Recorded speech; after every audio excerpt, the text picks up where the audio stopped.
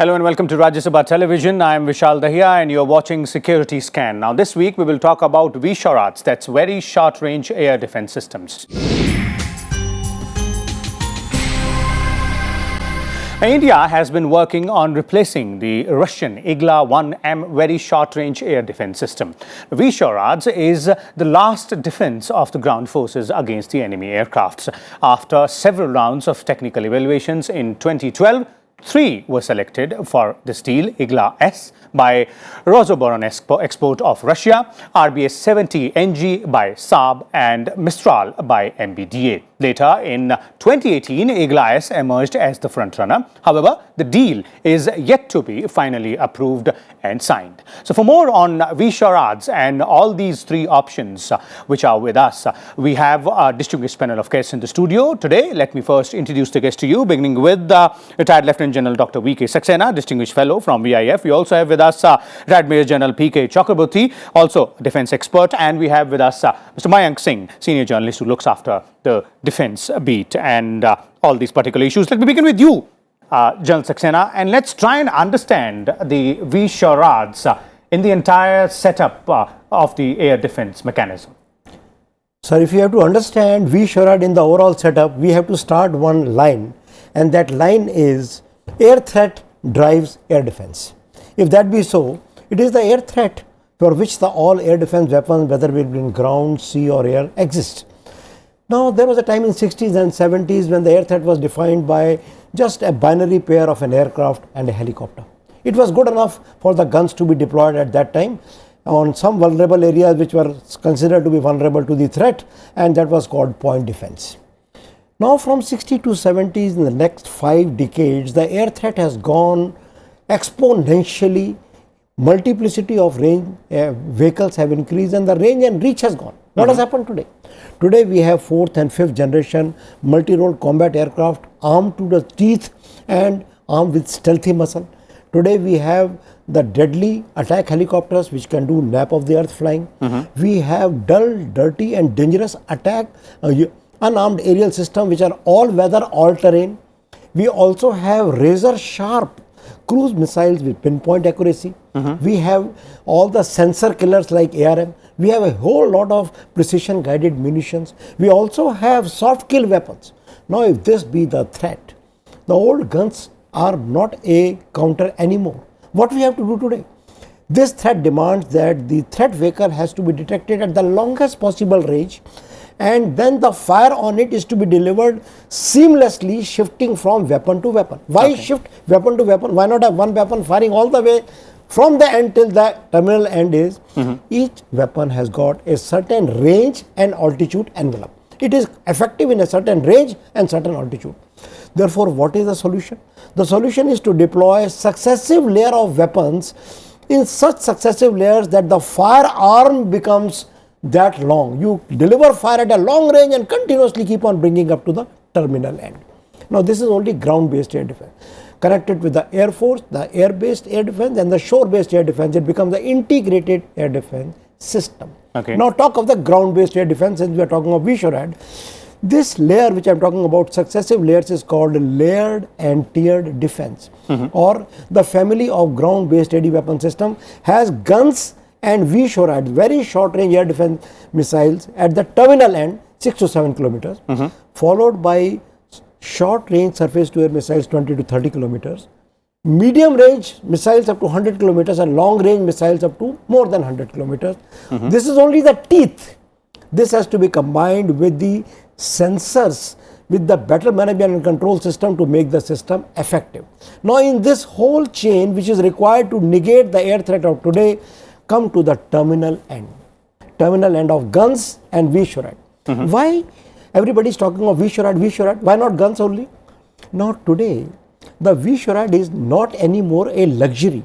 You require a gun missile mixed type of weapons at the terminal end of protection of air defense. Why? Imagine an aircraft or a threat vehicle which has reached the terminal end. How it has reached? It has reached by negating your complete chain of air defense weapon systems and survived till then. Means what? it is having superior electronics, superior avionics, it has stealth muscle, it has been able to surpass your system, number one. Number two, it could be a surprise weapon. It has surprised everything, it has surprised your sensor appeared. At this point of time, you require a very rich and a quality fire at the terminal end. Because that's the last defense. Yes, last line of defense. This is provided by guns and VSHORAD. Now, VSHORAD is not only just combining with guns, it provides tremendous opportunities. What does it provide? Okay. Like take your case to high altitude, mountainous area. Guns are deployed in some particular pattern. Missiles can be deployed way out to increase the firearm. Number one, it can be deployed in an innovative, dynamic fashion so as to give you deployment option. It can be deployed in various, like I cannot take the names here, classified. In Northern Command and Center, there are areas where the aircraft has to pass if he has to attack a particular vulnerability through a certain pass, through a mountain pass, through a defile, through some bottleneck. Okay. Air ambushes can be laid there. Today, VSHORAD, today man-portable air defense missiles, either on man-portable shoulder or on vehicles or on board the ships or in aircrafts, are a deadly weapon. Okay. It is cannot. That is the reason the VSHORAD, everybody is talking, is a critical chain in the ground-based air defense weapon system. Okay. Let's also bring in, General Chakravorty here. General Chakravorty, as General Saxena has, in detail explained to us why and how VSHORAD is important in the entire air defense mechanism. So, in terms of, the kind of weapons in this category which we have, that is Igla M, and moving from here onwards, what we are seeking. So, what is our need in terms of what we are looking at as a threat? See, the threat, as he said, he has outlined it. I'll just add a few more. You got the unmanned aerial vehicle also which has come in. You got the UCAVs which have come in and which have caused so much of recent damage. And you have also got, as he said, the attack helicopters, and you have also got special forces also which are using these things. And all these are somehow, evading this envelope, which is what I think he's brought it out so well. If you take today the way Baghdadi was killed, I mean, there was an air defense over there. If you look at the way that Iranian, General Soleimani was killed, after all, he landed with an aircraft, there was air defense against him, and then finally, it was the predators which took him on while he was moving on the road. It was a UAV kill. Yeah, so as far as the threat is concerned, the threat is today exponentially dynamic. I think it's moving by and today, see, we are talking of fifth, already now we are talking of sixth generation, the F-35, now they're looking something beyond F-35. They're looking for an unmanned F-35. Now when you look at it, ultimately it now appears, as you have asked me and as he has said, that the aircraft somehow reaches the end point. So when it reaches the end point, what do we do? Where you have to have today either the gun, which he brought out, but gun by itself has certain limitations. I mean, so you have the Zeus, you have today the the Shilkas, and also the latest Tungushkas and all which came in, and also many other gun systems are there.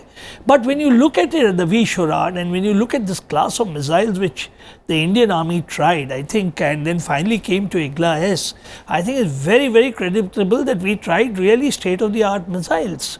Whether you talk of the Mistral, of the MBDA, or whether you talk of today the RBS-70, the RBS-70 of the Saab. And since I'm trained by Saab, I hope you know, I had gone in 1987 for the Bofors, so I know what Saab is from satellites to this. And the RBS-70 is the NG, I think one, which is the new generation which we tried. And let me tell you, I was just asking him about the laser being this thing used, because the other two are using, infrared in double channel. This is a fantastic missile. And then the Igla-S. And so the Igla-S has gone through all these. We need it. We desperately need it. Another thing which he brought out, see, all these bigger weapons, they have an envelope. And they start, let's say we start, where do we start the attack from? In an air threat, we start from where the enemy is parked on an airfield. Then the aircraft, if it's, let's say it's airborne. Once it's airborne, then you start taking it on. How you take it on, I will not get into the details of the weapons. He has explained it. The point is that the aircrafts are also having technologies. One technology disrupts the other to avoid. And they finally land at that terminal point, which is happening today. We are watching. This game is going on. and you will find that at that terminal point, you don't have anything to counter.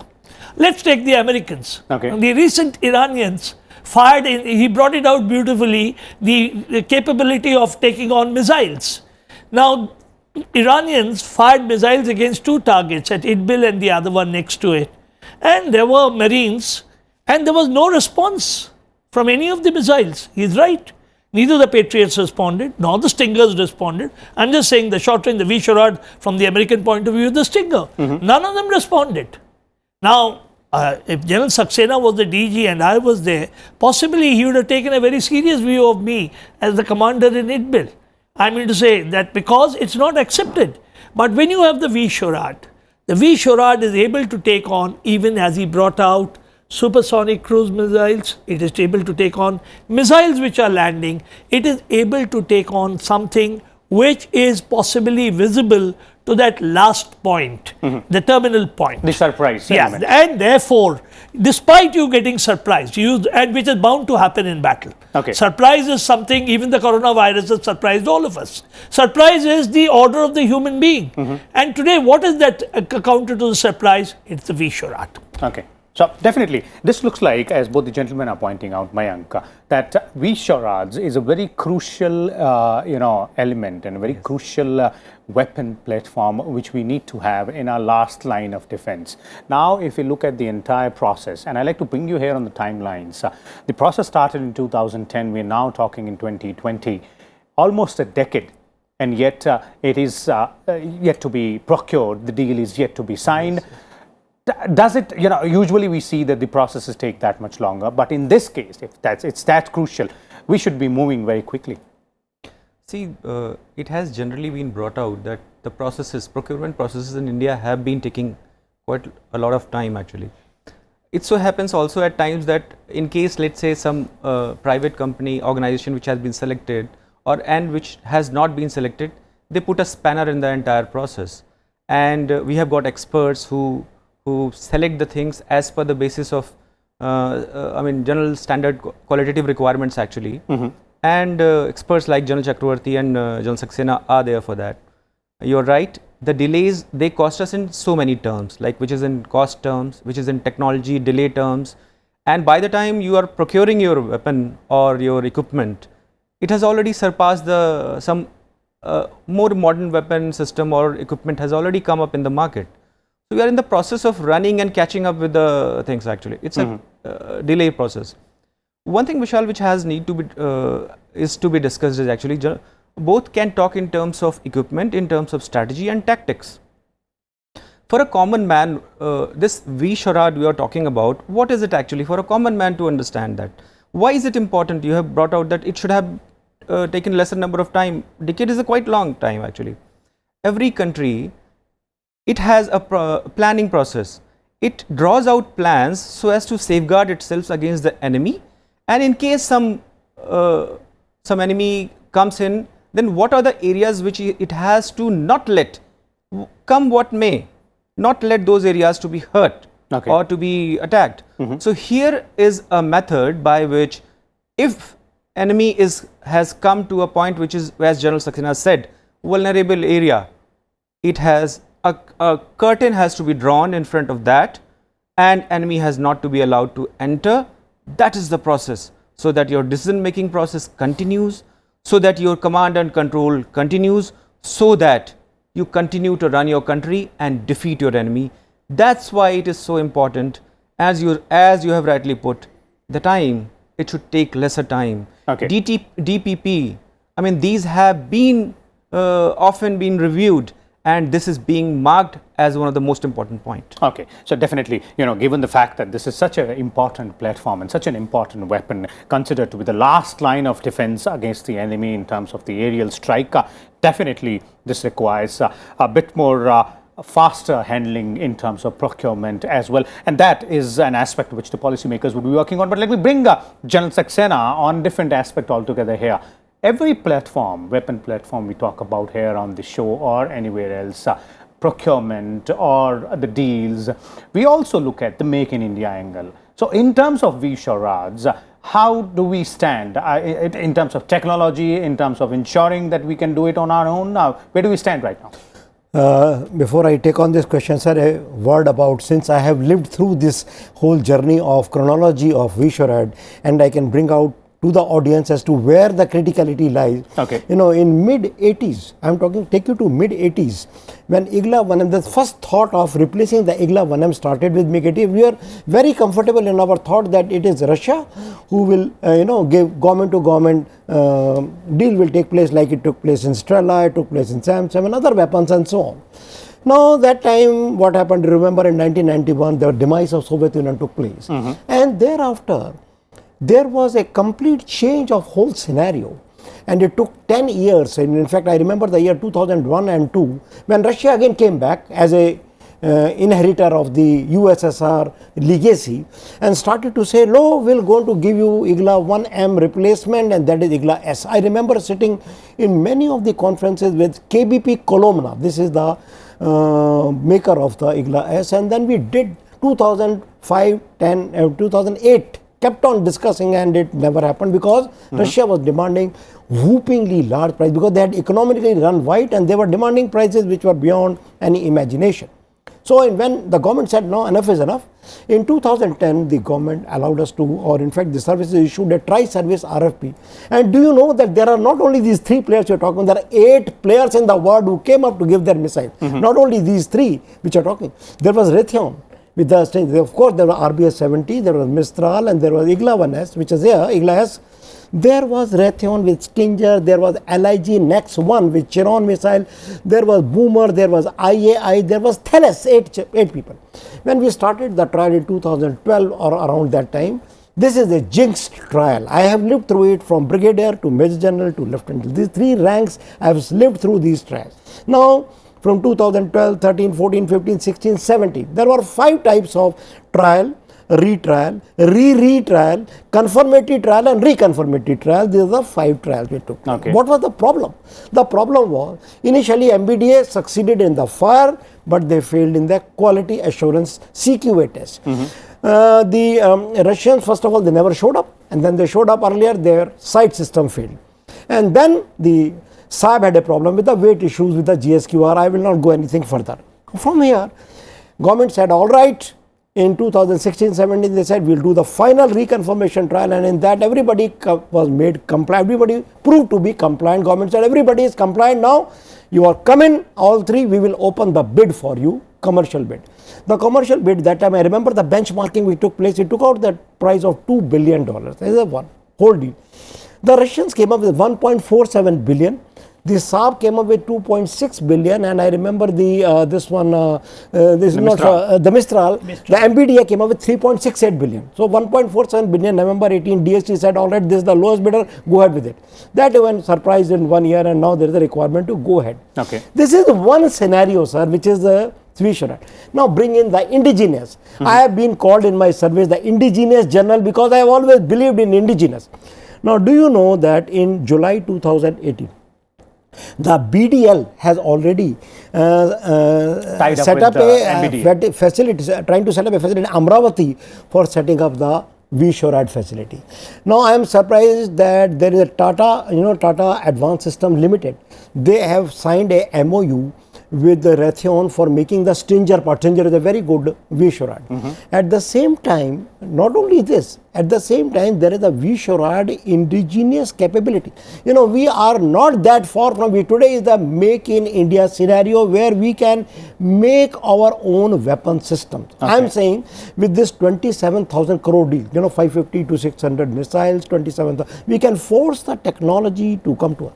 Thales, Thales has already got a MOU with a company to produce the UK-based Starstreak missile. Now, all these are indigenous capabilities. I am saying our requirement is more than 10,000 missiles. We are going 5,000. Otherwise, either force technology or bring in the missiles or make your own capability. Okay. Like I always use this word, I will use this couplet. Okay. I always say, जो विदेशी है, वो सपना है. जो अपना है, जो भारतीय है, वो अपना है. विश्वास करो कि हम बना सकते हैं शस्त्र अपने और अपने दमखम से दुनिया को अपना लोहा मनवा सकते. Okay, so that's the basic underlying aspect when we look at the indigenous, format of making the weapons here, Make in India. We talk about General Chakravorty, concluding comments from you, and then I'll go to Mayank as well in terms of the kind of challenges we face as far as Make in India aspect and the indigenous aspect of this kind of technology is concerned, because this is ultimately the last line of defense we have. See, as far as Make in India is concerned, the challenges are tremendous because we don't give the private sector a level playing field. You just watch. I would say VSHORAD, he spoke of Tatas. He spoke of so many companies which are already doing these things, and also DRDO. You got MBDA which is keen on cooperating. You got Saab which is keen on cooperating. You got Retd which is keen on cooperating. I mean, if the companies are keen on, please allow the private sector to do it. Okay. It's, I mean to say, everywhere you look at it, the problems of India can be solved if the private sector is given a free hand and a level playing field. And the MSMEs, which General Saxena really as an indigenous person got the MSMEs, he fought for them because he was responsible. This ADB is also, there are many things he did while in the uniform. And the MSMEs, we must allow them a free hand. Okay. And if we do that, I think indigenization is a very easy thing. Okay. Please give the private sector a free So hand. the usual underlying aspect here when we talk about indigenous aspect is that let the private sector move hand in hand with the public sector and come up with it. Obviously, policies are being tweaked for that particular purpose, and options are coming up. Mayank, concluding comments from you. See, in defense procurement policy, we have got categories like IDDM, Indian designed, developed and manufactured. We have also got clauses for joint ventures, wherein you take the technology from outside and assimilate it within your own country. So there lies the issue, and as General Saxena brought out, the counts, number of the missiles this time is going to be from 5,000 to 10,000. So this may attract a lot of private industry into it. But then since it is somewhere wherein we had been testing lots of companies from outside, testing our own missiles, in terms of missiles, we have done well. So there's a lot of hope actually. So we might see quite soon, I mean, something happening in this term. Okay, so a lot of positive hope out there in terms of the private sector also playing a very important part. Two-track approach is required, sir. Two-track. One track is go ahead with this deal, which is stuck up at Igla-S. At the same time, build up the indigenous capability. There are any number of players who are ready for MOU, for JV, and make up your requirement. VSHORAD is a requirement of yesterday, not today. It is of yesterday and day before. Please ensure that your last line and defense is strong enough to take on the threat for tomorrow and day after. Okay, so there it is, two-track approach required, and make up your requirements of yesterday and plan for tomorrow as well. Thank you so much, gentlemen. General Saxena, General Chakravorty and Mayank out there for your views on the show. There it is, viewers, for your benefit and for mine as well, as to what exactly are VSHORADs, what is their importance and where do we stand, not only in terms of indigenous capability, but also ensuring that we fulfill our requirements for our safety as well. We'll come back again next week with a different topic. Till then, keep watching Rajya Sabha Television.